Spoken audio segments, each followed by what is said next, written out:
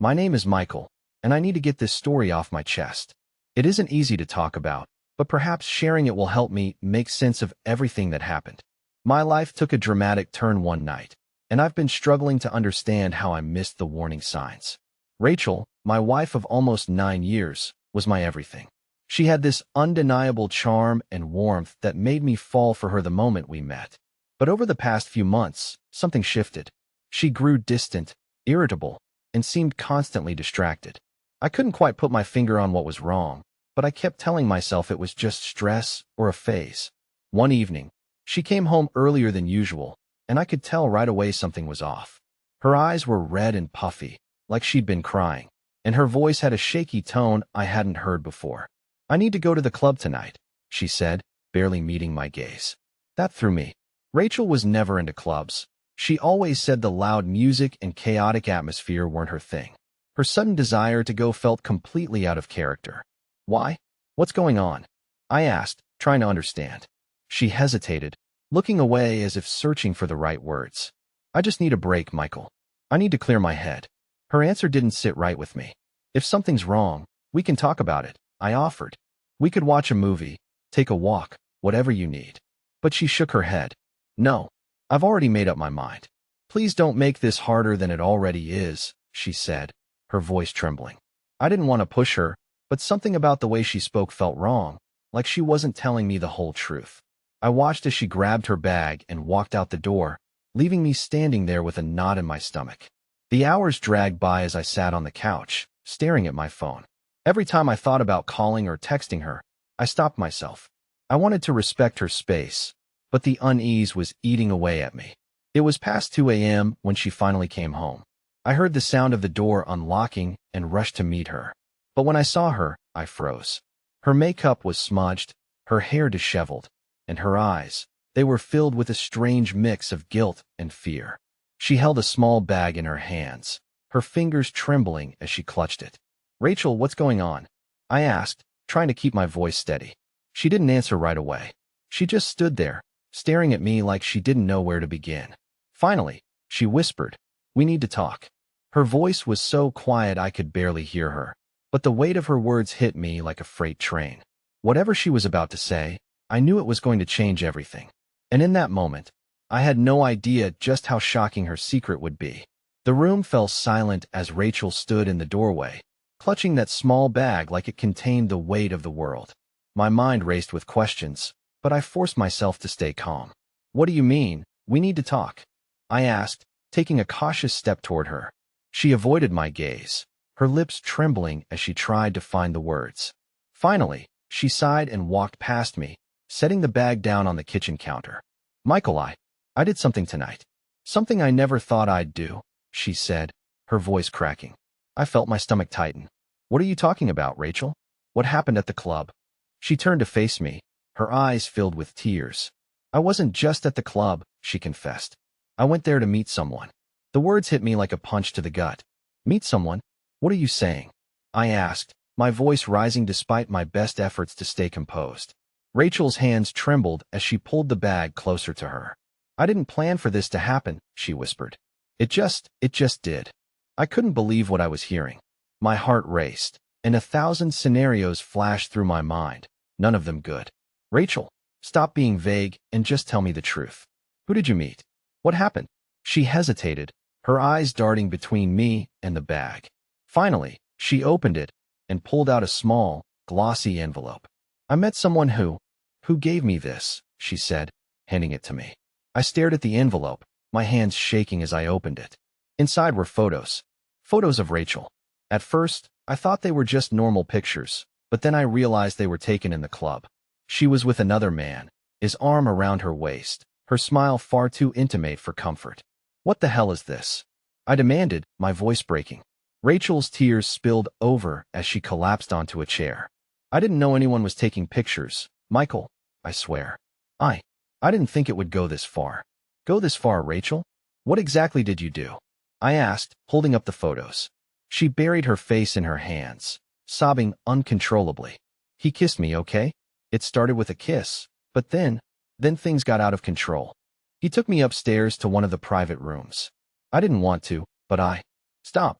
I shouted, unable to hear another word. My hands were trembling so much I dropped the photos onto the floor.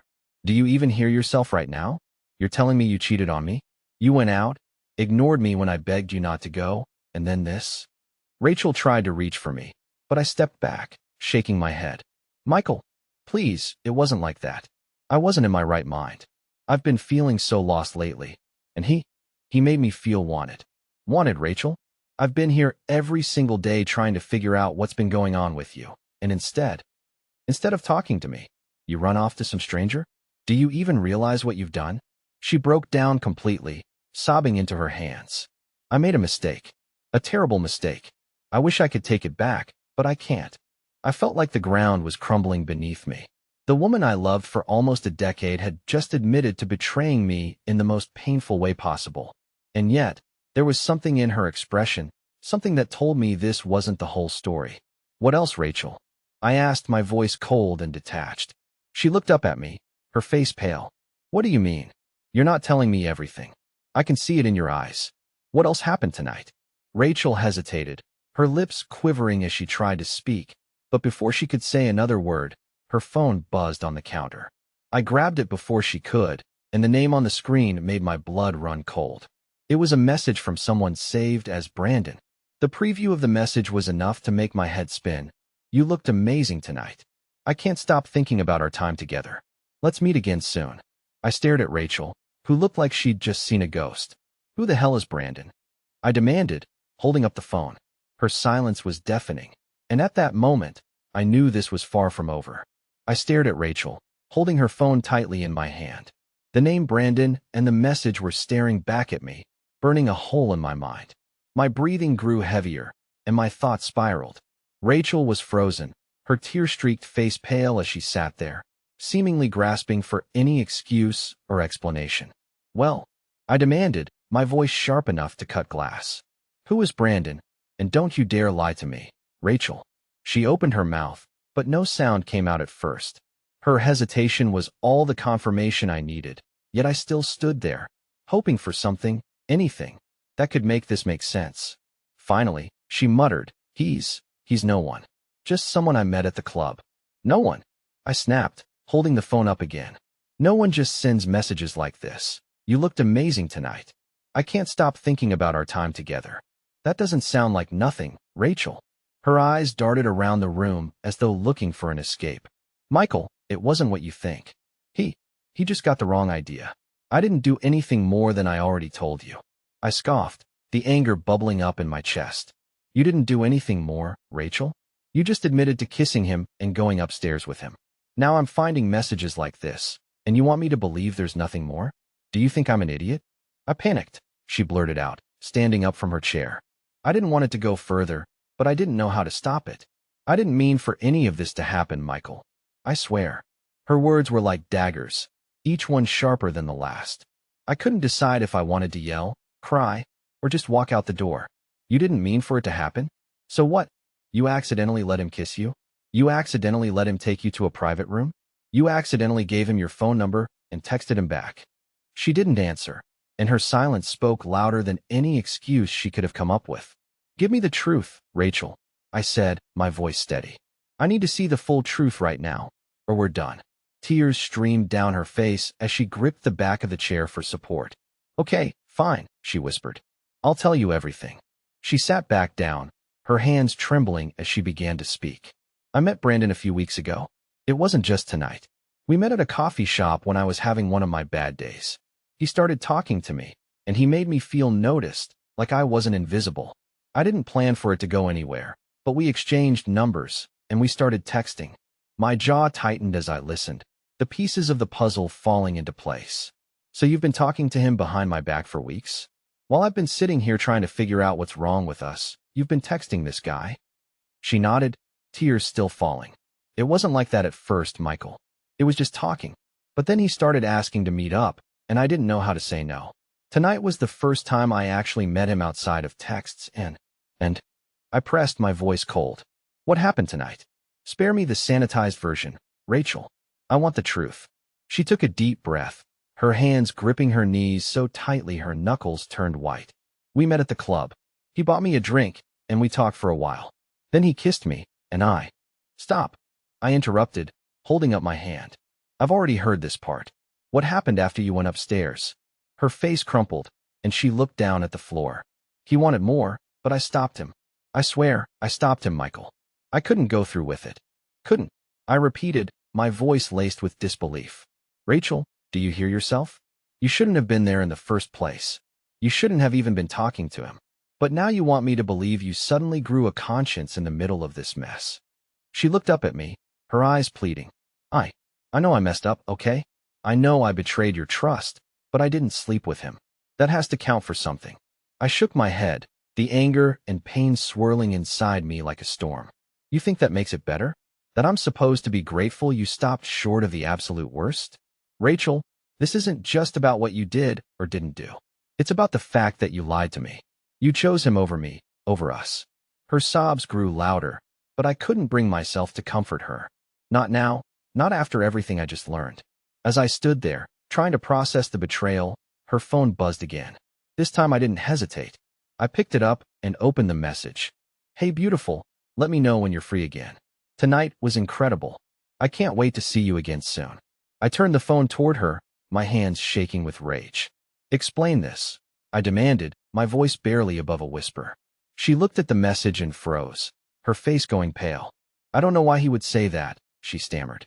I told him it was a mistake. I told him I couldn't see him again. But her words felt hollow, and the pit in my stomach only grew deeper. This wasn't just a mistake.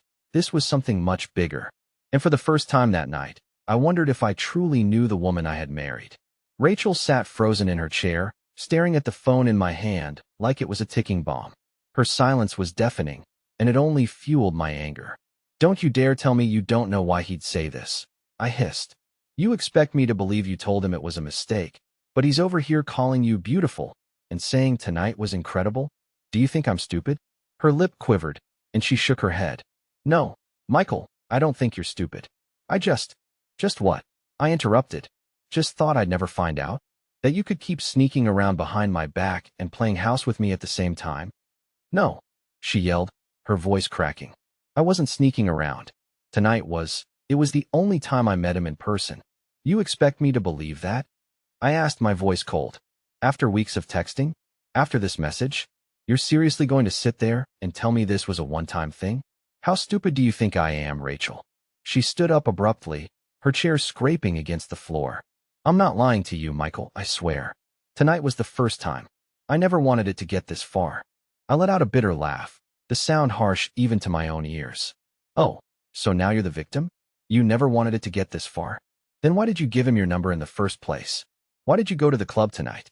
Why did you go upstairs with him? Tell me, Rachel, at what point were you planning to stop before it got this far?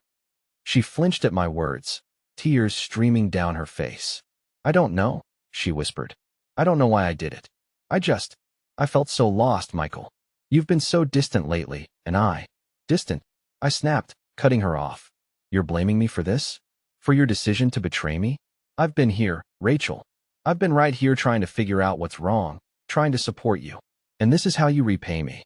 She crumpled back into her chair, sobbing into her hands. I didn't mean to hurt you, she choked out. I don't even know who I am anymore. I've been feeling so empty, and he made me feel alive again. Her words hit me like a slap in the face. Alive? I echoed, my voice trembling with anger. So I'm not enough for you? Our life, our marriage, it's not enough to make you feel alive. She looked up at me, her eyes red and swollen. I don't know what's wrong with me, Michael. I hate myself for what I did, but I can't take it back. I wish I could, but I can't. I stared at her, my mind racing. I wanted to yell, to throw something, to make her feel even a fraction of the pain she just inflicted on me. But instead, I took a deep breath and forced myself to speak calmly. What else, Rachel? What else are you hiding?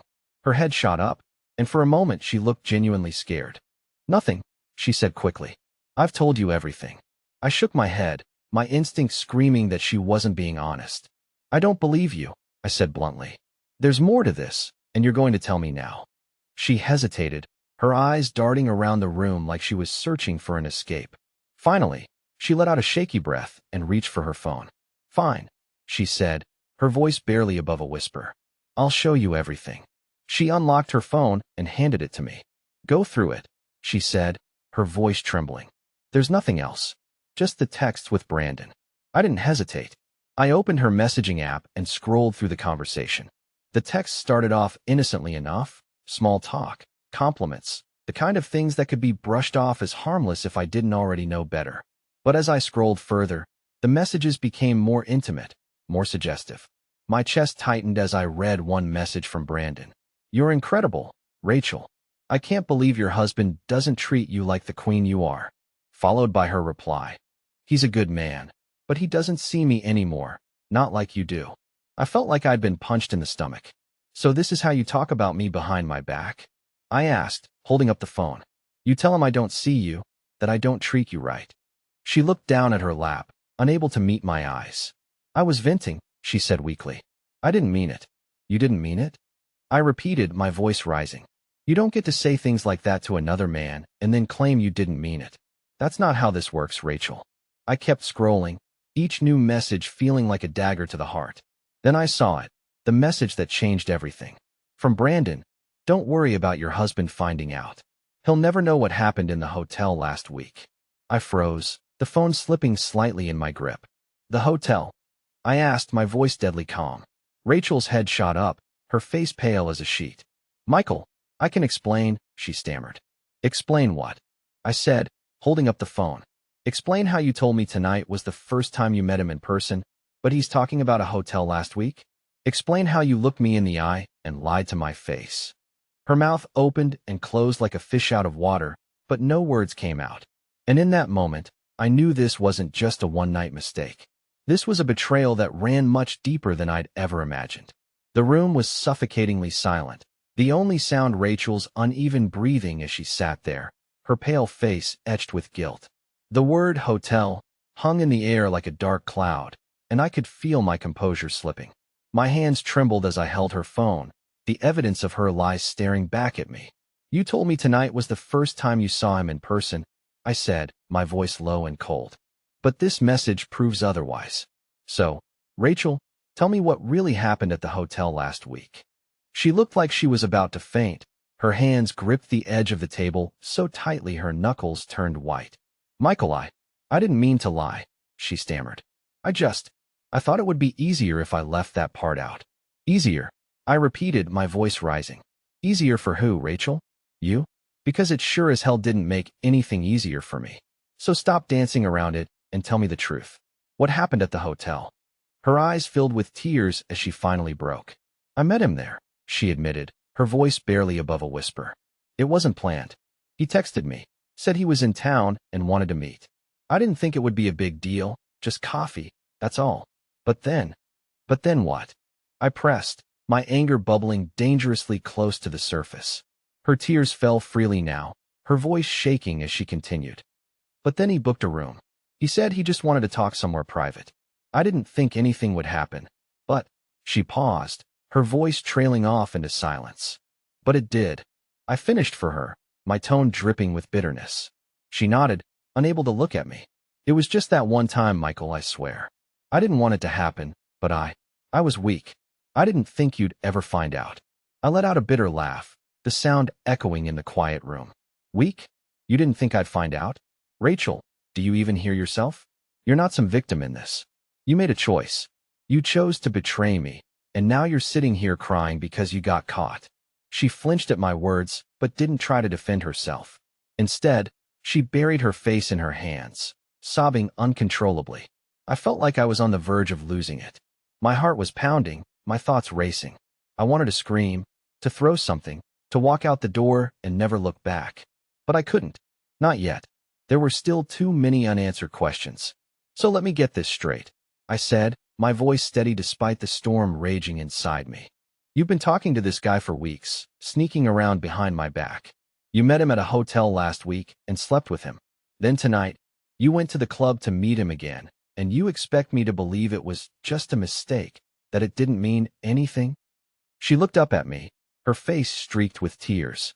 "It didn't mean anything, Michael, I swear. I love you. I never stopped loving you." "Love?" I said, my voice filled with disbelief. "Rachel, you don't do this to someone you love. You don't lie to them. You don't betray them. You don't. My voice broke, and I had to take a deep breath to steady myself. She reached out to me, her hand trembling. Michael, please. I know I messed up. I'll do whatever it takes to fix this. Just don't give up on us. I pulled away from her touch, shaking my head. Fix this, Rachel? How do you fix something like this? You didn't just break my trust, you shattered it. And I don't know if it's something we can ever come back from. Her sobs grew louder, and for a moment I felt a pang of guilt, but then I remembered the messages, the lies, the betrayal, and any sympathy I might have felt was quickly replaced by anger. The room fell silent again, the weight of her confession hanging heavily between us. I wanted to believe her, to believe that this was just a momentary lapse in judgment, but deep down I knew there was more to the story. Is there anything else? I asked, my voice calm but firm. Anything else you've been hiding from me? She hesitated, her eyes darting around the room, and in that moment I knew the answer before she even said a word. There's something else, isn't there? I pressed, my patience wearing thin. She nodded slowly, her face pale. Yes, she admitted, her voice barely audible. There's something else. My heart sank as I braced myself for what was coming next. What is it, Rachel? Just tell me. She took a deep breath, her hands trembling as she clutched the edge of the table. I think I might be pregnant. The words hit me like a freight train, and for a moment I couldn't breathe. Pregnant? I repeated, my voice barely above a whisper. She nodded, tears streaming down her face. I don't know for sure, but if I am, it might not be yours. The room spun around me as the weight of her words settled in. This wasn't just betrayal anymore. This was something much, much worse. Her words echoed in my mind like a haunting refrain. It might not be yours. My knees buckled, and I had to grab onto the edge of the counter to keep from collapsing.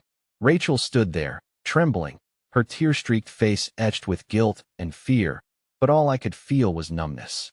For a moment, I couldn't speak. I couldn't even think. The weight of her confession was too much to process. Finally, I managed to choke out, pregnant? And you're telling me it might not be mine, Rachel? She nodded hesitantly, her voice trembling as she said, Michael, I don't even know if I am pregnant. I've been feeling off lately, and I missed my period. I didn't want to say anything until I was sure, but after tonight, I interrupted, my voice cold and flat. You decided to come home, drop this bombshell, and expect me to what? Comfort you? Pretend like this is normal, Rachel? What are you even saying right now? She sobbed into her hands, her shoulders shaking violently. I'm so sorry, Michael.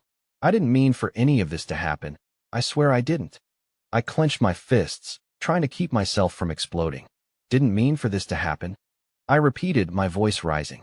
Rachel, this isn't some accident. This isn't spilling coffee or forgetting to lock the door. You made choices. Calculated, deliberate choices that led us here. And now you're telling me you might be carrying this guy's child?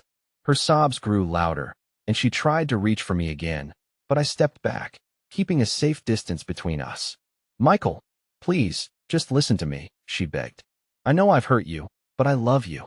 I want to fix this. I want to make things right. Fix this, I said, my voice dripping with sarcasm. And how exactly do you plan on fixing this, Rachel? Are you going to wave a magic wand and erase everything that's happened? Because unless you can do that, I don't see how we come back from this. She shook her head, desperation written all over her face. I'll do anything, Michael. Therapy, counseling, whatever it takes. I'll cut all contact with Brandon. I'll prove to you that I'm still committed to our marriage. I let out a bitter laugh, the sound harsh and hollow. Committed, Rachel? You're standing here telling me you've been cheating on me for weeks, that you met this guy at a hotel, and that you might be pregnant with his child. And now you want me to believe you're committed to me? Do you even hear yourself? She flinched at my words, but I didn't care. I was done tiptoeing around her feelings. I had given her everything, my love, my trust, my loyalty, and she had thrown it all away. The room was unbearably quiet for a moment, the tension thick enough to cut with a knife. Finally, I took a deep breath and said, Here's what's going to happen, Rachel. Tomorrow morning, we're going to the pharmacy, and you're taking a pregnancy test. If it's positive, we're getting a paternity test. I'm not raising another man's child. Do you understand me? She nodded silently, her tears falling onto the table. And as for Brandon, I continued, my voice cold, I don't want to hear his name again. You're going to block him, delete his number, and cut him out of your life completely. If I even suspect you're still in contact with him, we're done. Do you understand that?" "Yes," she whispered, her voice barely audible. I stared at her, my heart breaking as I realized how far we'd fallen. The woman I had married, the woman I had vowed to spend my life with, had become a stranger to me. And no matter how much I wanted to believe her promises, I couldn't ignore the voice in the back of my mind telling me this wasn't over. That night, I slept in the guest room, or rather, I tried to sleep. My mind was racing, replaying every moment of our relationship and questioning everything I thought I knew about her. The next morning, true to my word, we went to the pharmacy. Rachel took the test, and we sat in the kitchen, waiting for the results. The minutes felt like hours, the tension in the room so thick it was hard to breathe. When the timer finally went off, Rachel hesitated before picking up the test. Her hands were shaking so badly she nearly dropped it. "Well?" I asked, my voice tight. She looked at the test, her face going pale, then she handed it to me without a word. The result was positive. My chest tightened as I stared at the small, unmistakable plus sign. My worst fear had just been confirmed, and yet, somehow, I wasn't surprised. Rachel's voice broke the silence. "Michael, I'll do whatever it takes to prove it's yours." We're doing a paternity test," I interrupted, my voice firm. "As soon as we can. Until then, I don't want to hear another word about this." She nodded, her eyes filled with tears, but I didn't care. My trust in her was shattered, and no amount of apologies or promises could change that. As I walked out of the room, I couldn't shake the feeling that this was just the beginning of the nightmare. There were still too many unanswered questions, too many lies, and I couldn't help but wonder what else Rachel was hiding. The days leading up to the paternity test were some of the longest and most painful of my life. Rachel tried her best to make amends, cooking my favorite meals, leaving me apologetic notes, and asking if we could talk. But I wasn't ready to talk, not yet. The damage had been done, and every time I looked at her, all I could see were those messages from Brandon and the image of that positive test. I kept my distance, staying in the guest room and barely speaking to her. I focused on work during the day and avoided her at night. My mind was consumed with endless questions, each one more painful than the last. How had this happened? Had I missed the signs? And the most haunting question of all, what if the child wasn't mine? Finally, the day of the test arrived. Rachel and I drove to the clinic in silence. She looked fragile, her hands clenched in her lap, her face pale. I wanted to feel pity for her, but I couldn't. Not after everything she'd done.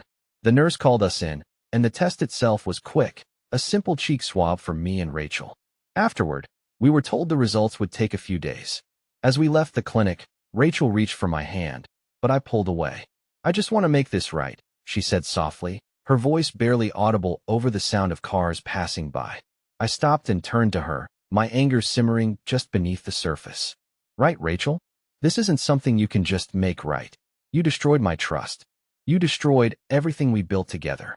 Do you have any idea how that feels?" Her eyes filled with tears, but I didn't stay to watch her cry. I walked to the car, leaving her to follow. The next few days were agonizing. I barely slept, my mind constantly racing with possibilities. Rachel tried to act normal, but I could see the fear in her eyes. She was walking on eggshells, and honestly, I didn't care. Finally, the call came. I was at work when the clinic contacted me, and my hands were trembling as I answered. The nurse's voice was calm and professional as she explained the results were ready. "The paternity test confirms you are not the biological father," she said, her words hitting me like a sledgehammer. For a moment, I couldn't breathe. My grip on the phone tightened as my world came crashing down. "Thank you," I managed to say before hanging up.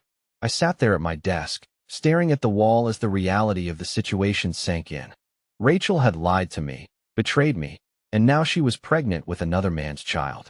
The weight of it all was unbearable, but as much as it hurt, I knew what I had to do. When I got home that evening, Rachel was waiting for me in the living room.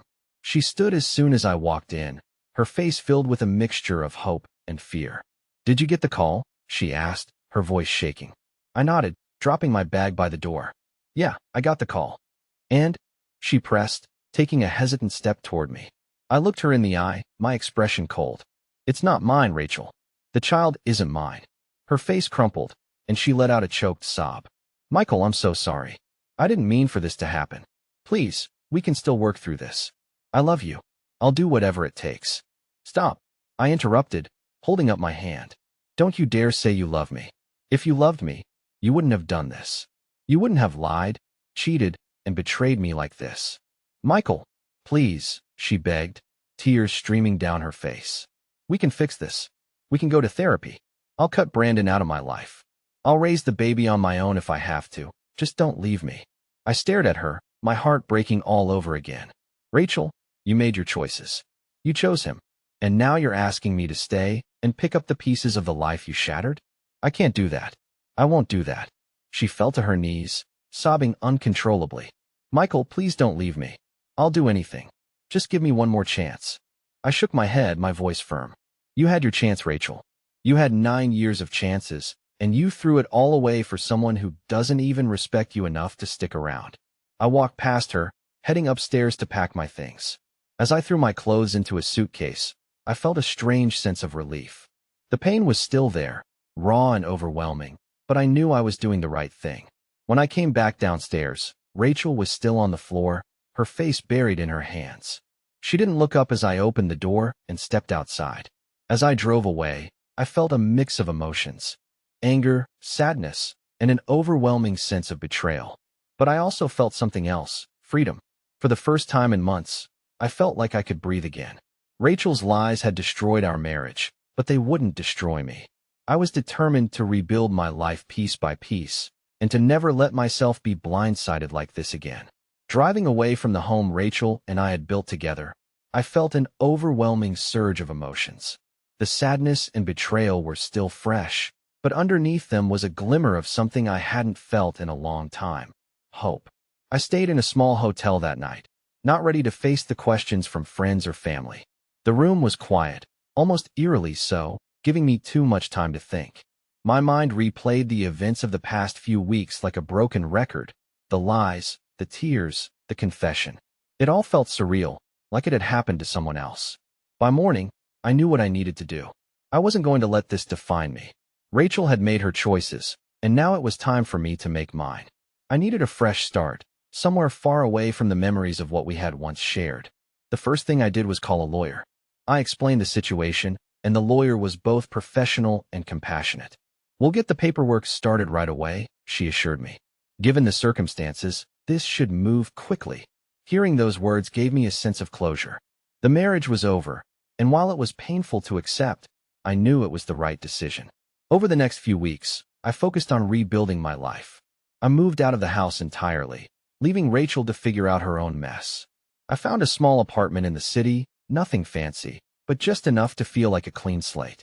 Rachel reached out a few times, leaving voicemails and sending long, apologetic emails. Each one was more desperate than the last, but I couldn't bring myself to respond. There was nothing left to say. Then one day, I got a call from a mutual friend, Lisa. She sounded hesitant, almost nervous. Michael, I wasn't sure if I should tell you this, she said, but you deserve to know. Brandon's been bragging about what happened with Rachel. He's telling people at the club that he got away with it, and that she's still texting him. I clenched my jaw, the anger bubbling up again. Still texting him? I repeated. Yeah, Lisa admitted. I thought she'd cut him off after everything that happened, but apparently not. I'm sorry, Michael. I just thought you should know. Thanks, Lisa, I said, my voice tight. I appreciate you telling me.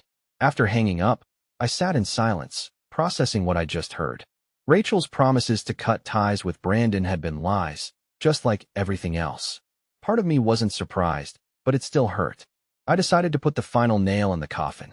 I forwarded the paternity test results to Rachel's email with a simple message: the child isn't mine. Neither are the lies. Don't contact me again. She tried calling me multiple times after that, but I ignored every call. Eventually, the messages stopped, and the silence was a relief. With Rachel out of my life for good, I focused on myself for the first time in years. I started going to the gym, something I hadn't done since college. I reconnected with old friends who I had drifted away from during my marriage. I even started attending local events, just to meet new people and build a life outside of the shadow of my past. One day, at a bookstore near my apartment, I met someone. Her name was Claire, and she was everything Rachel wasn't: kind, honest, and genuinely interested in getting to know me. We struck up a conversation about the book she was holding, and before I knew it, we were sharing coffee and laughing like old friends. I didn't rush into anything. I wasn't ready for a serious relationship, and Claire respected that. But spending time with her reminded me that not everyone in the world was like Rachel. There were still good people out there, and maybe, just maybe, I could find happiness again. Looking back, I realized Rachel's betrayal had been a painful wake-up call. It forced me to confront the cracks in our marriage and take control of my life. I wouldn't wish that kind of heartbreak on anyone, but I was determined to use it as a lesson, not a crutch. As for Rachel, I heard through the grapevine that Brandon disappeared shortly after the baby was born. She was left to raise the child on her own, and while part of me felt sorry for her, I knew it wasn't my problem anymore. For the first time in years, I felt free. Free from the lies, the pain, and the constant questioning of my own worth. My life was far from perfect, but it was mine, and that was enough.